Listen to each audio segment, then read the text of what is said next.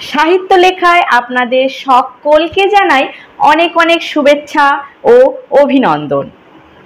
আজকে আরও একটি নতুন ভিডিও নিয়ে চলে এসেছি।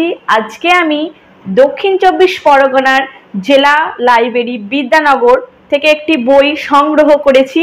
বইটির নাম ধর্মবিশ্বাস, বৃক্ষপুজো ও দেবদেবী, লেখক সোহদ কুমার ভৌমিক।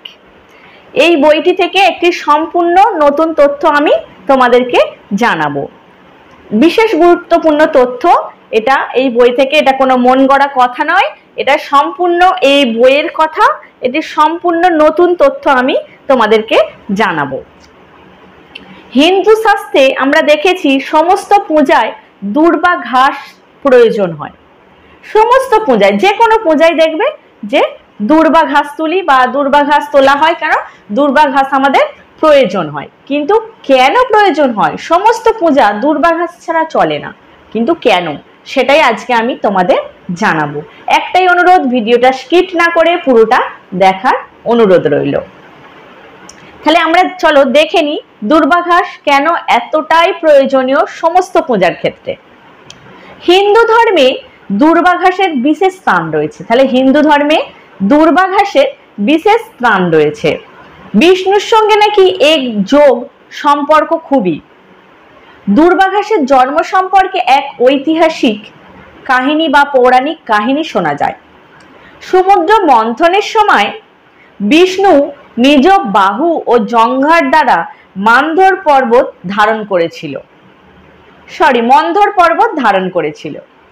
ওই সময় মন্ধর পর্বতের সঙ্গে ঘর্ষণের ফলে বিষ্ণুর শরীরে বা দেহের কিছু লোম উঠে যায়। লোমগুলি খসে সমুদ্রের জলে পড়ে এবং ঢেউতে তা ভাসতে ভাসতে তীরে এসে পৌঁছায়। পরে সেই লোমগুলি দূর্বা হয়ে পৃথিবীতে জন্ম নেয়। সমুদ্র মন্থন করে দেব অসুররা যখন অমৃত পান করছিল, সেই অমৃতের কয়েক ফোঁটা মাটিতে দূর্বা ঘাসের উপর পড়েছিল। তার ফলে অসুর বা দেবতাদের মতো দূর্বা ঘাস কিন্তু দীর্ঘজীবী, অমর। দেখবে দূর্বা ঘাস কখনো মরে না ও পবিত্র। সেই থেকে দূর্বা ঘাস দেবতাদেরও প্রিয়।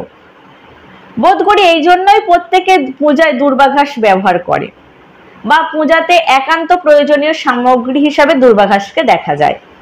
ভবিষ্যৎ পুরাণে পাওয়া যায় দূর্বা আবার গণেশের খুবই প্রিয়। এই দূর্বা ঘাসকে কেন্দ্র করে বাংলাদেশে দুর্বাষ্টমী নামে একটি ব্রত হয়। ভাদ্র মাসের শুক্লা পক্ষের অষ্টমী তিথিতে এই ব্রত পালন করা হয়। এই ব্রতের মূল কামনা হচ্ছে সৌভাগ্য বৃদ্ধি। দূর্বার কাছে যারা ব্রত করে তারা একটাই প্রার্থনা করে যে দূর্বা ঘাস যেমন দীর্ঘজীবী, অমর, তেমনি তাদের সন্তান বংশধররাও যেন ওরকম দীর্ঘজীবী বা অমর হয়ে থাকে বা নিজ নিজ শাখা বিস্তার করে এবং সন্তানেরাও অমর হয়ে থাকে। এই ব্রত উদযাপনের পর দূর্বা ঘাসকে নানা উপাচারে দেখা যায় পূজা করতে। তাহলে দেখা যাচ্ছে বাঙালিদের পূজাচারে দূর্বার একটি বিশেষ স্থান রয়েছে। বিশেষ করে বাঙালি মেয়েদের কাছে দূর্বা বিশেষ পবিত্র ও বিশেষভাবে পূজা পায়। দূর্বা ঘাস তাই একটি অত্যন্ত প্রয়োজনীয় জিনিস, যা হিন্দু শাস্ত্রের সমস্ত পূজায় ব্যবহার করা হয়। ধন্যবাদ। ভিডিওটি এই পর্যন্ত। ভিডিওটি ভালো লাগলে চ্যানেলটি অবশ্যই লাইক ও সাবস্ক্রাইব করতে ভুলবেন না।